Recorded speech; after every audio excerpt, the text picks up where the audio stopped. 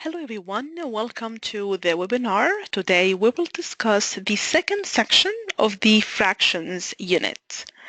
And today we will look at the section where we need to know how to add and subtract fractions. This is myself. My name is Mariam. I'm your math instructor here at Penn. I am certified to teach math in the state of Pennsylvania, and I'm also working towards earning my master's degree this year, hopefully.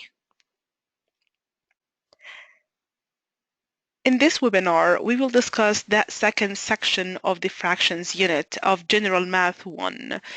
Some of you may be taking now the consumer math, and you will see that within consumer math there is a part on fractions. So if you are doing General Math 1, the unit of fractions, or consumer math part 1, and also business math is one of our electives, has some on fractions. If you're doing any of these courses, you're welcome to attend. If you're here just to brush up on your fraction skills, you're welcome to stay and ask questions. Within this webinar, we can have some discussion, of course, and some practice questions that we're going to do together. And then after that, we're going to have a section where you do a self-check question or a self-assessment question. These questions are not graded. These questions are just for your self-assessment to see where you are from that topic or from that kind of questions that may appear in the exam. Do you need help or you're fine?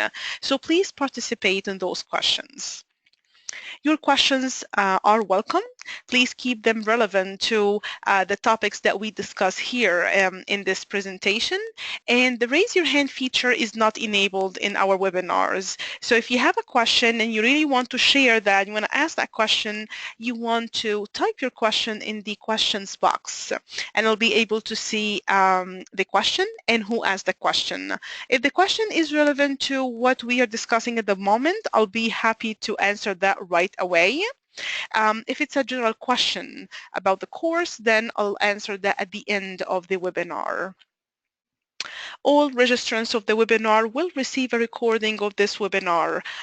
Once the webinar is concluded, the follow-up email will go out about a couple of days after the webinar. So either if you are attending today or you couldn't do it today and attend the webinar today with us, you will still receive a recording to keep for your record and watch as many times as you wish.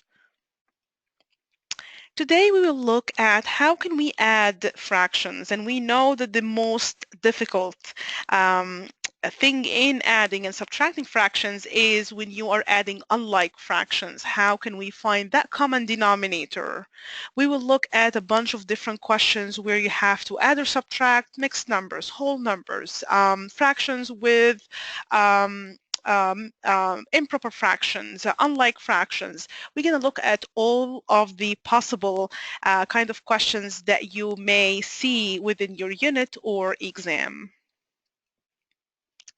Let's start with the easiest kind of questions. Let's start with addition, and you will see by the end of the webinar, you will see that subtraction is a little bit trickier than addition. Addition is a little bit straightforward, doesn't have much to, for us to worry about, but subtraction, it is trickier. So we need to keep our eyes open for certain things whenever we subtract. But let's start addition.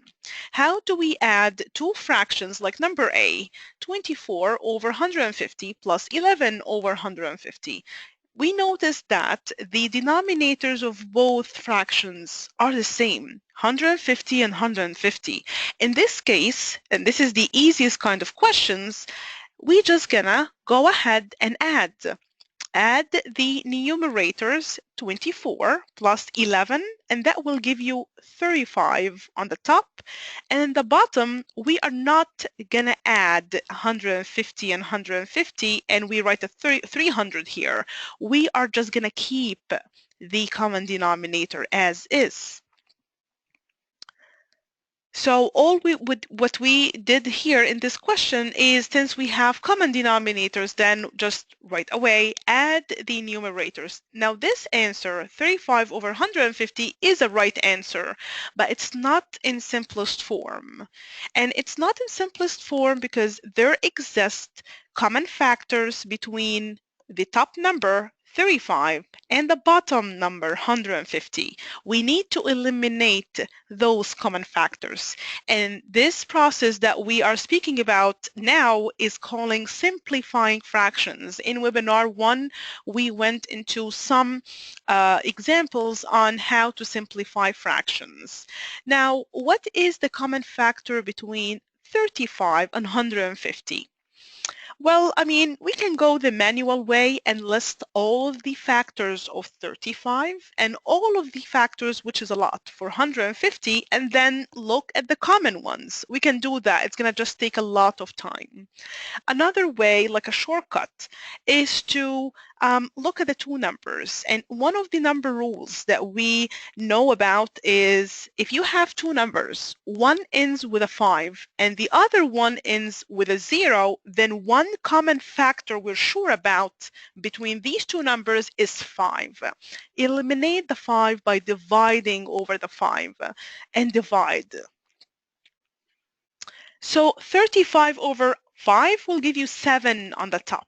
Over 150 over 5 will give you 30 on the bottom. Now, we know that there is no common factors between 7 and 30. 7 is a prime number. The only factors for 7 is 1 and 7 is not among the factors of 30. Then that tells us that this is the simplest form of our answer, 7 over 30. Let's do B. B is adding two mixed numbers, 1 and 1 over 4 plus 3 and 2 over 4. The same story, we have 4 and 4 in the denominators. Then I can just go ahead and add the whole number parts together. 1 and 3 is 4. Keep the 4 in the denominator. It's the common denominator. Do not add 4 and 4 is 8. Just keep it as is. And then add the numerators. 1 plus 2 will give you 3 on the top. 3 and 4, nothing common between 3 and 4, then the fraction part of this mixed number is in simplest form, and that would make my answer in simplest form. So the answer, or the sum of these two mixed numbers, is 4 and 3/4. I'm just reminding everyone who just joined the webinar, if you have questions, please type them in the questions box. The raise your hand feature does not work in our webinars. And you will receive a recording of this webinar at the end, or I should say a couple of days after the conclusion of this webinar today. Let's do C. 3 and 4 over 17 plus 5 and 15 over 17. One good habit with math, and maybe other subjects too, is to read the question. You don't have to read aloud if you're, alone. But I mean, you need to pay attention to details. You need to read it slowly. 3 and 4 over 17 plus 5 and 15 over 17. When you read the question to yourself, you understand the question, you realize that you have common denominators, and then your brain starts to think, what's next? What's the next step? What should I do? We're going to do the same thing as the top example. So we have two mixed numbers. We're just going to add them simply by adding the whole number parts together. 3 and 5 will give you 8. 17 is the common denominator, will stay as is, and then add 4 plus 15 will give you 19 on the top. Now 8 and 19 over 17 is a correct answer, but it's not in simplest form. Why did I say that this answer is not in simplest form? Because look at the fraction part of the answer. 19 over 17 is not a proper fraction. It's not a proper fraction, it's an improper fraction. Whenever your answer has an improper fraction, it's not in simplest form. You need to rewrite this mixed number so the fraction part of the mixed number is a proper fraction and no common factors between the top and the bottom exists. How do I do that? I'm going to forget about the 8. The 8 is still part of my answer. But I'm going to focus now on the 19 over 17. How can I rewrite it so my answer appears in simplest form? Well, I'm going to think about 19 over 17. I'm going to realize that 19 over 17 is actually values to 1 and some fractions, because remember, improper fractions, they value more than 1. Now, 19 over 17, what I mean by that, I can break up this fraction to two other fractions. I can say, well, 17 over 17 and 2 over 17, both of these two fractions combined will give me back my original improper fraction. Well, 17 over 17 is what? Is 1. Any number over itself is 1. It's a whole number, 1. Well, I have a whole number 1 here, and I have a whole number 8 here. Add them. 8 and 1 is 9. And then the leftover would be my fraction part of the answer. 2 and 17, nothing common, then this is my final answer, 9 and 2 over 17. Any questions?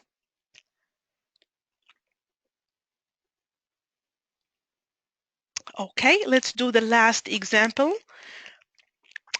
13 and 3/4 plus 5 over 4. Same thing, common denominator. Then it's easier this way. So let's then do the question, the same steps that we have been following since the beginning of the webinar. I'm going to add 13 plus nothing will give me 13. 4 will stay the same. Add 3 and 5 will give you 8 on the top. 8 and 4, I cannot leave that like this. This is not in simplest form. This is actually an improper fraction. If you investigate that fraction further, you will notice that 8 divided by 4 is actually what? 2. So this fraction actually values to whole number 2. Well, whole number 2 and whole number 13, add them. So that will give you your final answer, 15. Now, this answers some of your questions I had before through email or phone calls. Well, how come you're adding a mixed number and a fraction, and then at the end you get a whole number answer? Well, it is possible. Think about 1/4 plus 3/4. Isn't that 1? It is 1. So if you do everything correctly, if you simplify correctly, you do everything the way you should do, and you happen to get a whole number answer, then that's your answer. Any question before I leave this slide? Anything that was not clear? Okay, let's move on. So here's one question of the self-checks, and I want to repeat that again for those of you who just joined us. These questions are not graded. These are just for your self-assessment. I'm going to have like a minute or so for you to be able to do that question, and in 1 second I'm going to change my screen to give you the same question with some answer choices, and this way you're able to work the question. It's going to be similar to what we have done so far, and that way you will see if you are confident in that topic or you still need help and you need to go back to the study unit, or maybe you want to email the school asking for help. Here you go.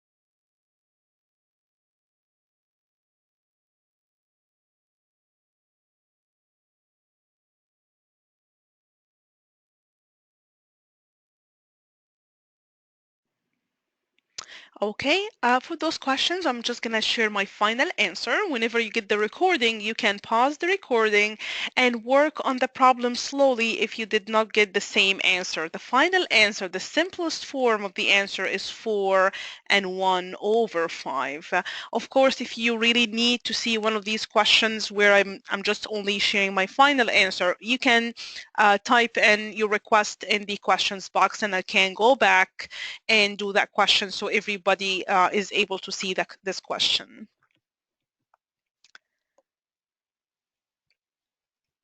Okay, let's proceed to subtraction. How can I subtract two fractions? We're going to stay with the like fractions. So we are subtracting 21 over 45 minus 17 over 45. Now, the same rule applies. The same rule applies. You're going to keep the same denominator, 45, and then you're just going to subtract 21 minus 17 will give you 4 on the top, and that's your final answer. Nothing common between 4 and 45. That's a proper fraction. Then that's your answer. Let's look at B. Remember at the beginning we said that subtraction may be trickier than addition, and in this example we'll see why. We'll see why is that. So in this example we are going to subtract 6 and 1 over 10 minus 3 and 4 over 10. Well, I see 10 and 10, that's good news for me, like fractions. But look here, can we take away 3 from 6? Yes. What about taking away 4 from 1? 1 minus 4. We cannot do that.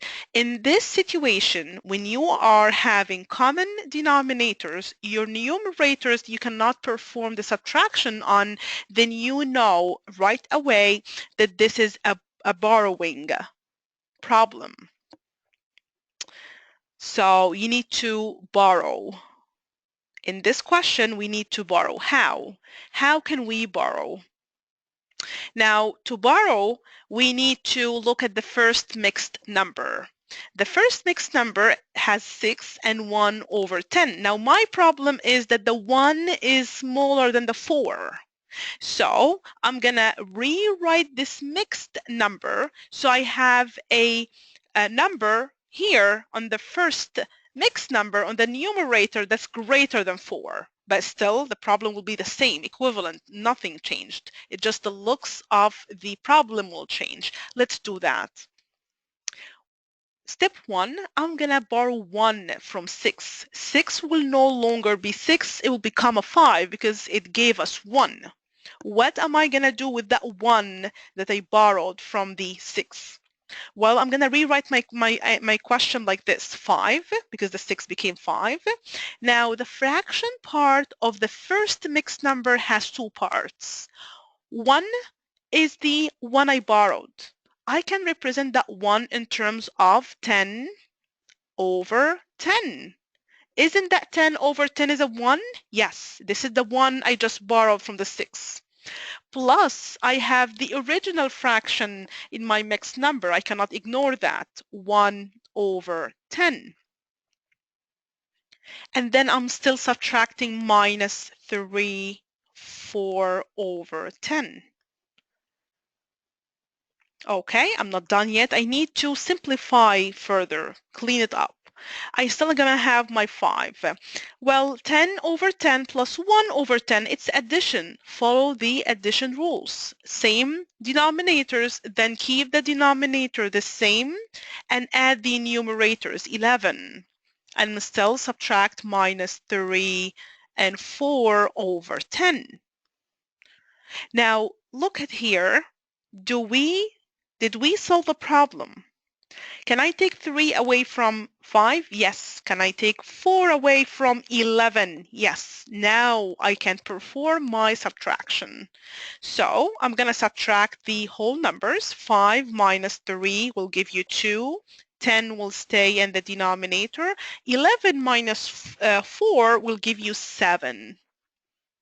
7 over 10 is a proper fraction, nothing common between 7 and 10, then this is your final answer, 2 and 7/10. That's it. Any question on that problem? Anything that was not clear? You can type in your questions in the questions box if you have any. Now, having said that this is a borrowing problem, it does not mean that each problem that looks like this will be a borrowing problem. We need to check. We need to check because, I mean, you can borrow and whenever you don't have to borrow, you can still borrow and get the right answer, but it's going to be way too much work for you. So we just need to do the borrowing whenever we have to borrow. In this question, for example, let's see if we need to borrow or we can just perform the subtraction with no borrowing. Well, can I take 2 away from 3? Yes. 4 away from 5? Yes. And we have common denominators then. This is not a borrowing question. I can just go ahead and do the subtraction. 3 minus 2 will give you 1. 6 will stay in the denominator. 5 minus 4 will give you 1. Your final answer is 1 and 1/6.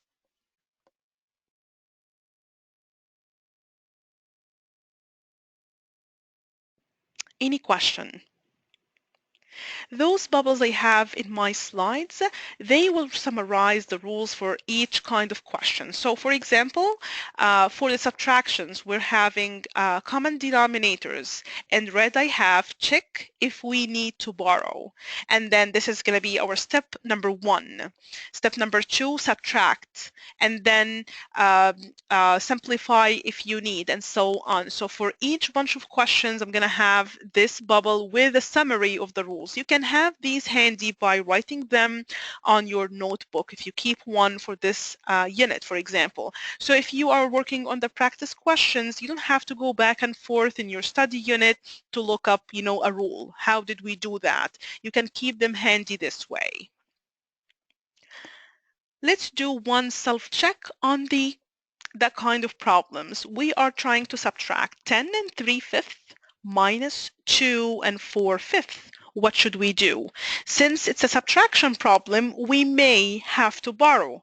Now you need to check for that. Do you have to borrow or no? So I'm going to leave you think about this question and then I'll share my answer later. Here you go.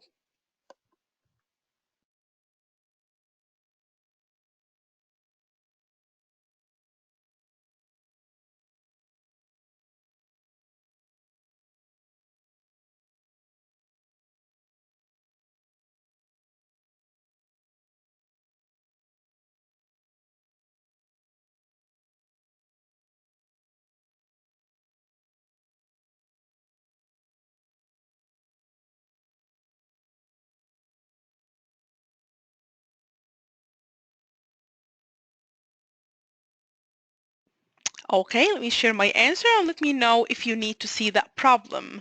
So the final answer is 7 and 4/5.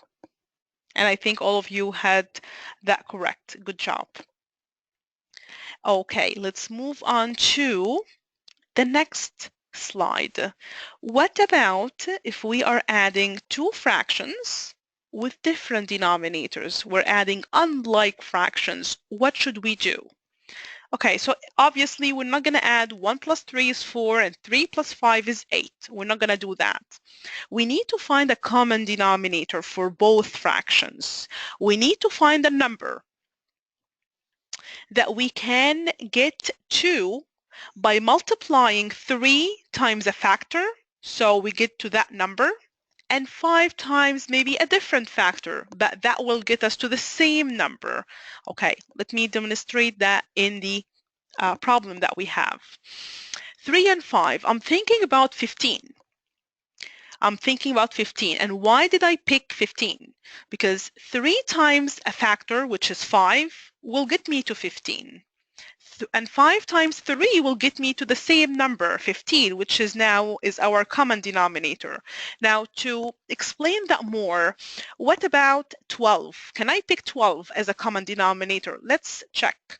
3 times 4 is 12. Great. What times 5, though, will give you 12? Nothing. And that's why I didn't, for example, pick 12. I picked 15 because 15 is a multiple of 5 and a multiple of 3. Okay, so since I decided on my common denominator, I need to change my both fractions to an equivalent or equal fractions, and both of them should have 15 in the denominator. And this is how we're going to do it. 3 times 5 on the bottom, and whenever we're going to do anything to the denominator of a fraction, we have to do the same thing at the top, times 5. Now 5 times what will give me 15? It's going to be 3, and times 3 on the top as well. Let's rewrite the problem. 1 times 5 is 5. 3 times 15 is, 3 times 5, I'm ahead of myself. 3 times 5 is 15.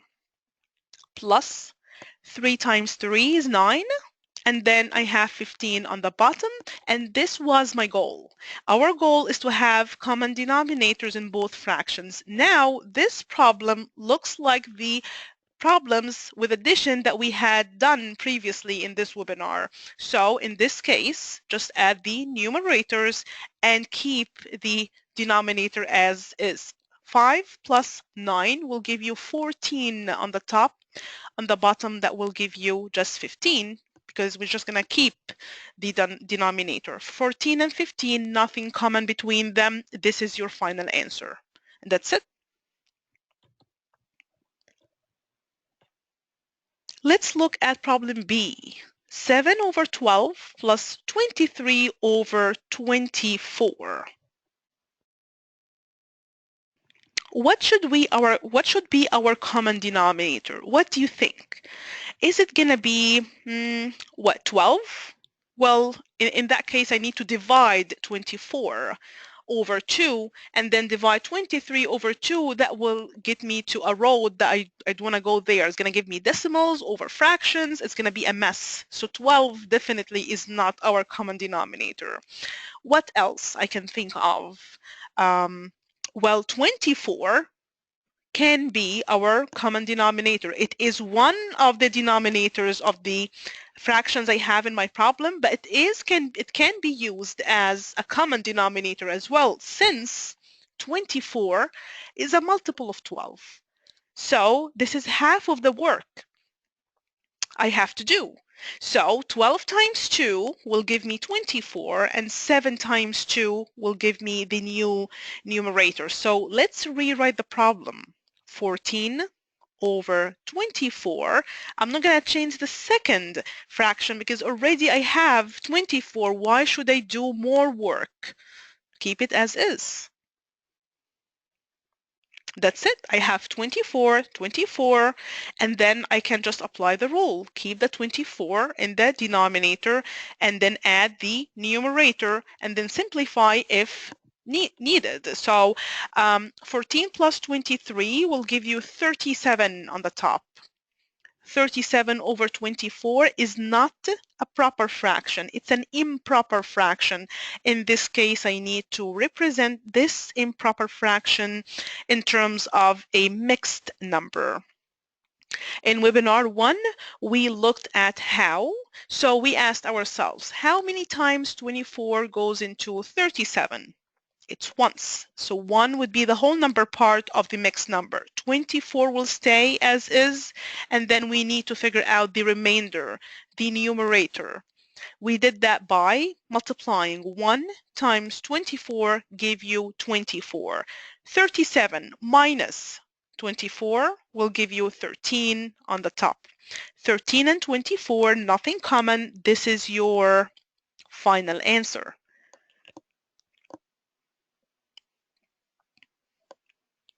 Any question?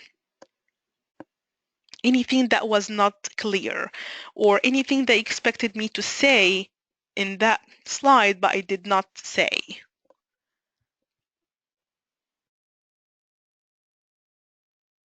Okay, let's see a self-check problem. 11 over 35 plus 10 over 7. Now look at the denominators. Can you use one of these denominators as the common denominator, or you need to make up one different one? I'm going to leave you to think about this. Now, go ahead.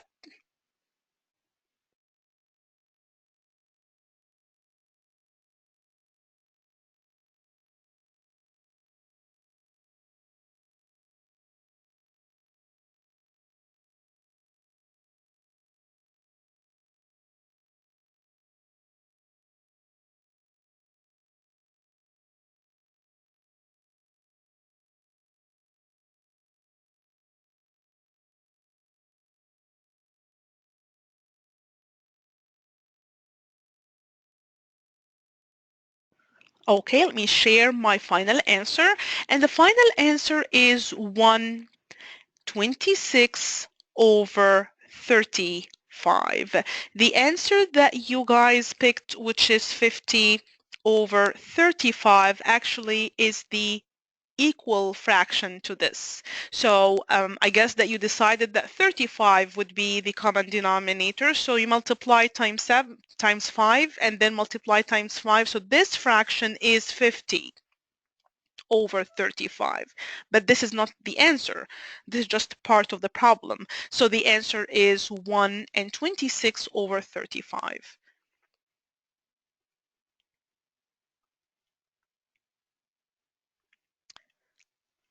Next. Let's subtract with unlike fractions. The same concept. We cannot subtract if you have different denominators. Then you need to look for a common denominator. Well, what would be our common denominator depends on the numbers that you have in the denominators. I have for number A, I have 28 and 7. That tells me that, well, choose the 28 to be the common denominator. This is the easiest way. Why? Because 28 is a multiple of 7, and I can easily switch the second fraction to another equal fraction that has a 28 in the denominator. And I'm going to do that by multiplying times 4 and times 4. Then I'm going to keep the same denominator for the same fraction for the first fraction here in my rewritten problem, 17 over 28 minus 8 over 28. So I have 28 and 28. Then let's keep the common denominator and then subtract. 17 minus 8 will give you 9. 9 and 28, nothing common. It's an improper fraction. Sorry, it's a proper fraction. Then this is your simplest form of the answer. That's it. B, 11 over 30 minus 7 over 60. Big numbers here for the denominators. What should we do? What is the common denominator? Well, we know that 6 is a multiple of 3. That makes 60 is a multiple of 30. How can I get to 60 from 30? What times 30 will give you 60? 2 times 2 and times 2. Then we need only to change the first fraction, 22 over 60 minus 70 over 60 equals 2. 22 minus 7 on the top, that will give you 15. 60 will remain in the denominator. I see the number on the top having a 5 at the end and the bottom has a 0. Then this is not the simplest form of the answer. We need to simplify further. A common factor is 5 between 15 and 60, then eliminate this factor. 15 divided by 5 will give you 3. 60 divided by 5 will give you 12. Still, I see 3 and 12, and I know that 12 is a multiple of 3. Divide over 3. This is the common factor I need to eliminate next. 3 over 3 is 1, and then 12 over 3 will give you 4. So actually, the difference between these two fractions is just only 1/4. This is your simplest form. Any question?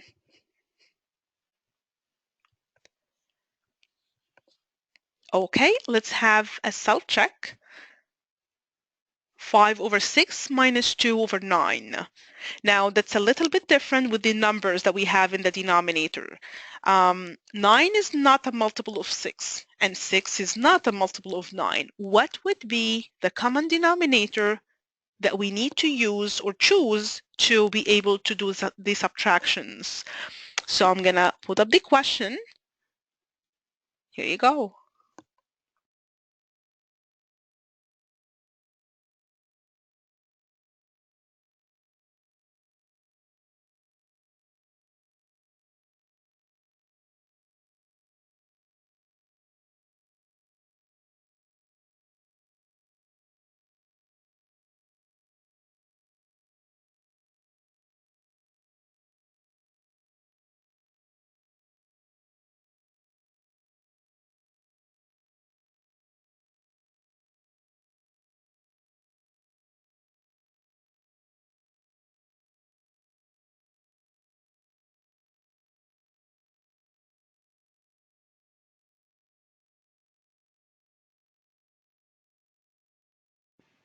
Okay, so the difference for this problem is 11 over 18. Good job, everyone.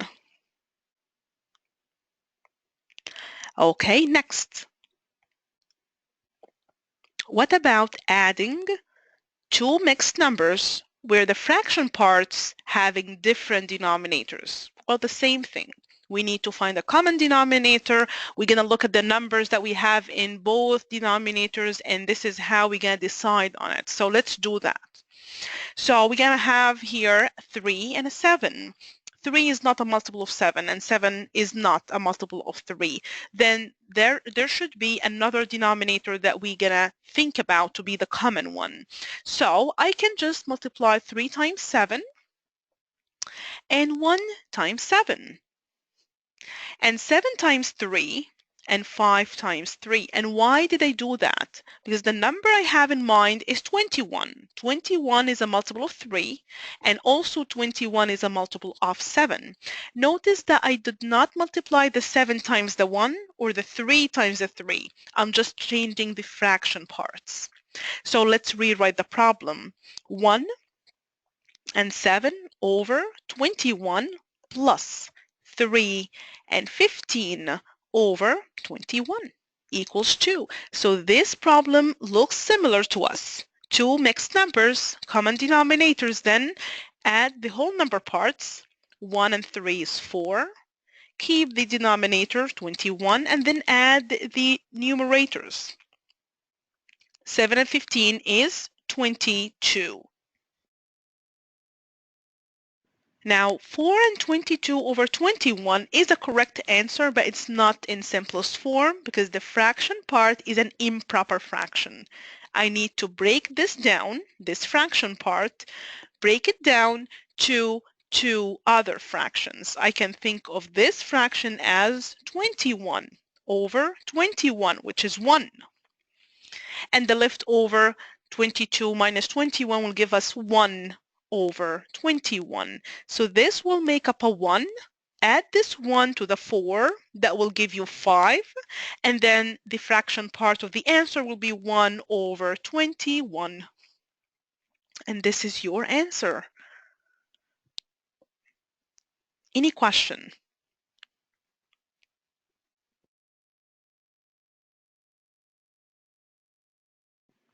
Let's do the second problem on this slide. 1 and 19 over 30 plus 7 and 5 over 6. 6 and 30. Well, 30 is a multiple of 6. So that would be changing one fraction only to an equal fraction with a denominator of 30. I'm going to do that by multiplying 6 times 5 and 5 times 5, of course. And then I'm just going to leave the first mixed number as is. Let's rewrite the problem. 1 and 19 over 30 plus 7 and 25 over 30. Okay, common denominators. Then I'm just going to add 1 and 7 will give you 8. 19 and 25 will give you 44, and then keep the denominator as is, 30. Now, 44 is greater than 30. That's an improper fraction. This is not in simplest form. Then look at this fraction and think about it this way. It's actually 30 over 30. And 44 minus 30 will give you the leftover. And the leftover is 14 over 30. Now 30 over 30 is what? 1. And I have an 8. Combine them, 9. And then the fraction part will be 14 over 30. Am I done? No, 14 and 30, both of them are even numbers. And we know that any two even numbers will have a 2 as a common factor. Eliminate the 2. Divide over 2. And divide over 2. We're not going to divide the 9 over 2. We're just simplifying the fraction here. Equals to 9 and 7 over 15. And this is your answer, since nothing common between 7 and 15. That's it.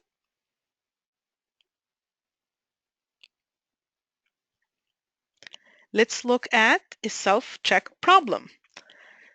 17 over 100 plus 5 and 14 over 25.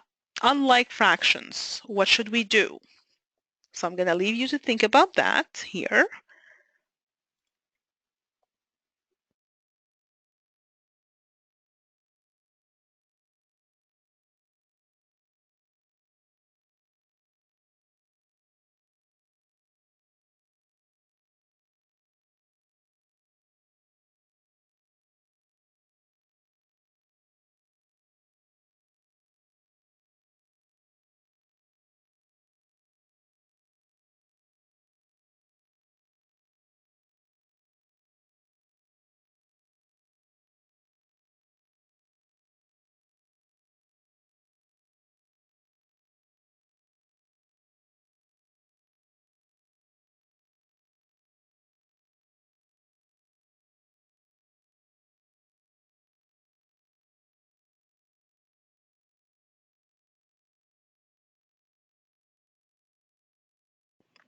Okay, let me share my final answer for this question. And the sum of these two fractions would be 5 and 73 over 100. Good job.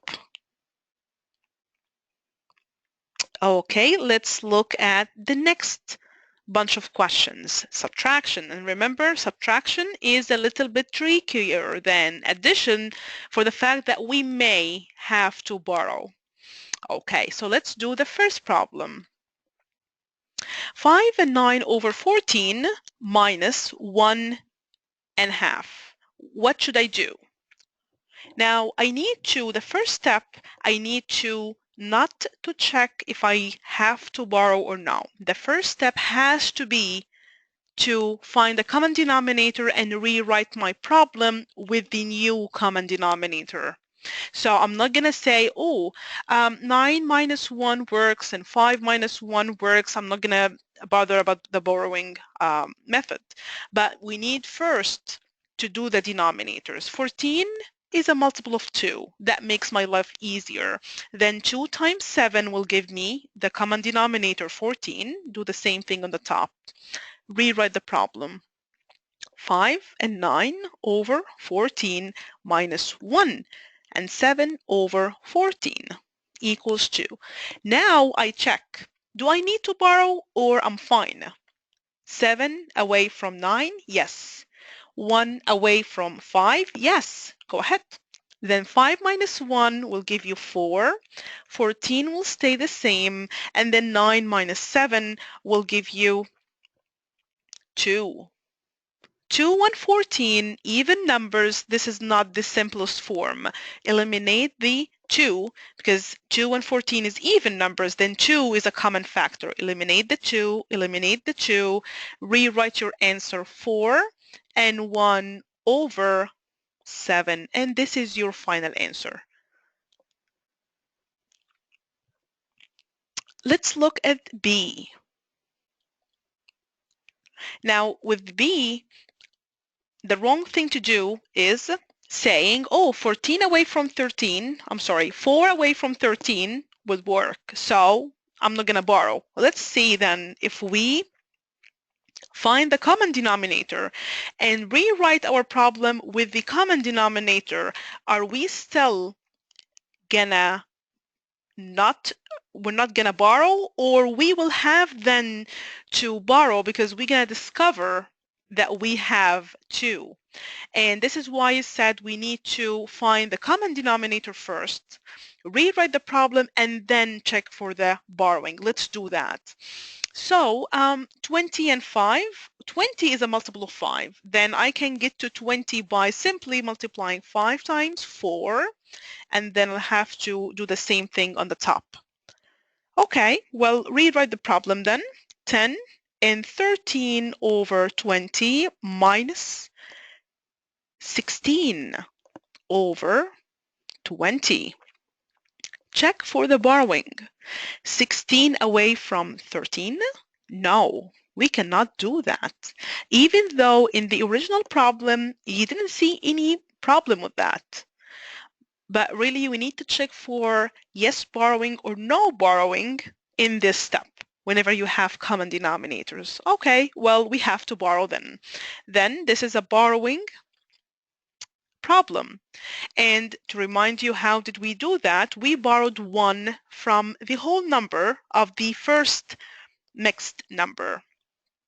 Now 10 is no longer 10, it's a 9, right? So let's rewrite the problem then. 9, okay. Well, the 10 gave us the 1, and the 1 we can rewrite it as 20 over 20. But I still have a fraction part here. I cannot forget about this. Plus 13 over 20. This is the first mixed number here. Minus 16 over 20. Now, you may ask me a question saying, why did you represent that 1 that you borrowed in terms of 20 over 20? Well, 30 over 30 is 1 too, right? 40 over 40 is a 1. Why did you pick 20 over 20? Well, I'm being smart. Because if I'm going to choose, for example, 30 over 30, and then I have to add to another fraction that doesn't have a 30 in the denominator, then I'm going to put myself in another cycle of finding a common denominator. Why should I do that to myself? Just pick my 1 to have the same denominator as the denominators I have here. That's it. Next step, just combine these fractions. So it's going to be 9, 20 here at the bottom, and then 23 will be, I'm sorry, not 23. It's going to be 33 on the top, the end of the day, you know. And then still minus 16 over 20. Okay, now we can just subtract, and we'll say, well, 9 minus nothing here will give us the 9. 20 will stay in the denominator, and then we subtract the numerators. 33 minus 16 will give you 17. 17 and 20, this is a proper fraction, nothing common between 17 and 20, and this is your answer. Any question?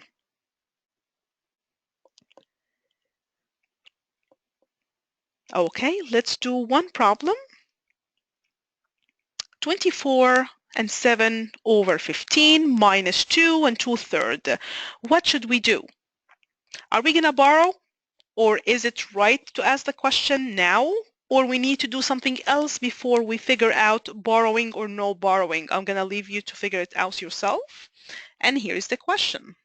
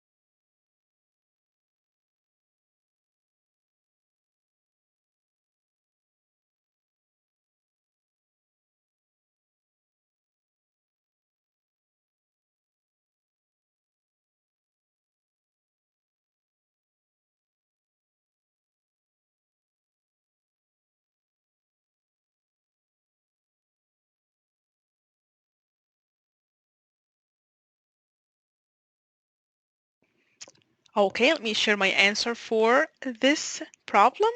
And the final answer is 21 and 4 over 5. Let me know if you want to see this problem. You can type on the text yes or sure, so I would know that at least one would like to see that problem. Okay, let's move on to the next topic then. What about if I'm adding a whole number plus a fraction? What should I do? How can I add that? Well, with addition, you know, it's much simpler. So all we have to do is combine 15 and 17 over 26. That's it. If we have to simplify, we do it, but in this case, this is your final answer. Now let's do B. 3 and 5 over 7 plus 8. The same thing, it's addition. So add 8 and 3 will give you 11, and then 5 over 7 will go down the same in your answer because there's nothing there. There's no fraction part with the 8. So 5 over 7 plus nothing will be the same. C is a subtraction problem. Now with C, we cannot say, oh, 3 minus nothing. I cannot do that. I need to do it another way. The way we're going to do this is we have to represent the 3 in terms of a mixed number, in terms of an equivalent mixed number. Well, 2 and 6 over 6 is the same as saying 3. Why? Let's check our work. 6 over 6 is 1. 1 plus 2 is 3. That's right. Okay, and then minus 1 over 6 equals 2. Now it looks familiar to us. Now I can say 2 minus nothing will give us the 2, and 6 minus 1 will give us the 5, and 6 will be in the denominator, and this is your answer. Same thing with D. 6 minus 1 and 1 over 4. I will not say 6 minus 1 is 5 and then get the 1/4 down in your answer as is. No, we need to change the form of the 6 to 5 and 4 over 4. I'm still subtracting minus 1 and 1 over 4. And again, why did I choose to put the 6 in this form? Well, if I said 5 and 3 over 3 will give me 6. Why did I specifically choose 4 over 4? Because our denominator is 4. So I'm again being smart here. I'm trying to save myself an extra work that I should not do. You know what I mean? So if it's easier, I'll do it. Now subtract. 4 in the denominator. 5 minus 1 will give you 4. And then 4 minus 1 will give you 3. And this is your final answer. Any questions? Okay. Self-check. Well, 5 and 7 over 12 minus 3. 3 is a whole number and it's a subtraction problem. And keep in mind that you may have to borrow. How should I do that? I'm going to leave you think about it.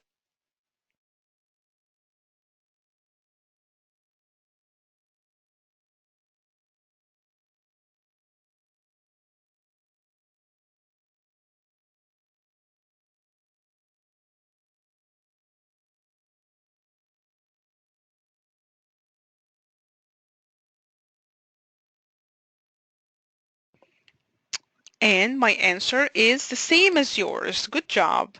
And the answer is 2 and 7 over 12.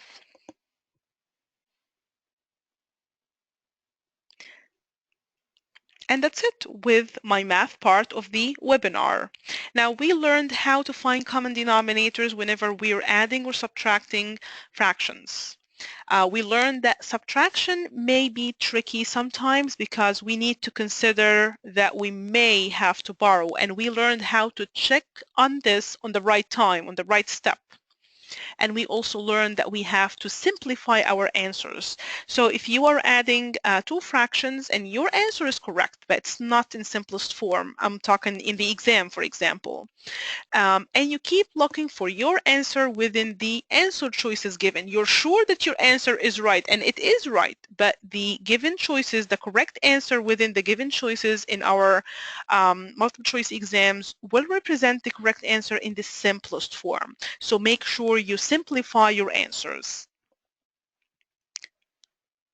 For the exam, please study for the units. I know fractions is maybe one of the oldest topics that we have learned in school, like back in the years, but please do not rely on your memory of fractions. When we, grow up, we learn differently. We need, to refresh. We need to relearn things.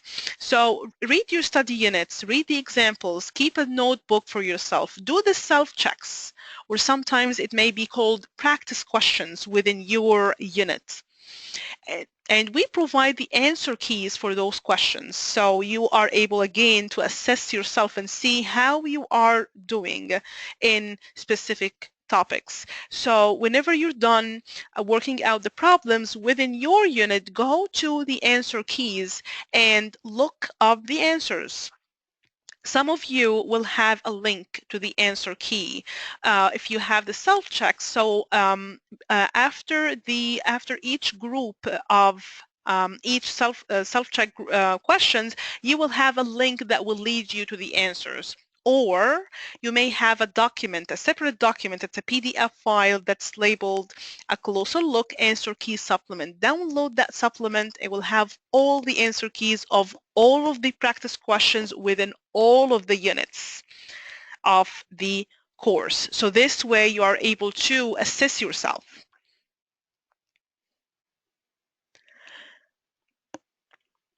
Also, for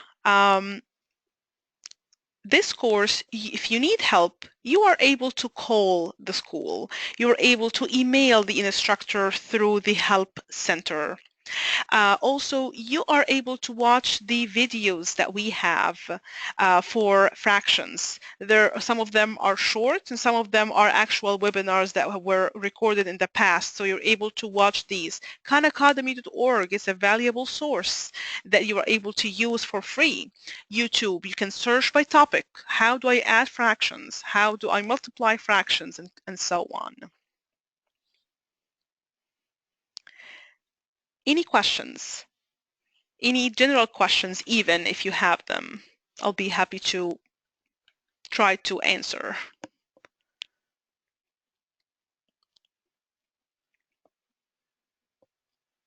Well, then I wish everyone good luck, and I really thank everyone who attended the webinar and everyone who did register for the webinar. You will get the recording in a couple of days in a follow-up email. If you think of any questions and you would like to share them with me, you can email them through the Help Center. Good luck, everyone. Thank you.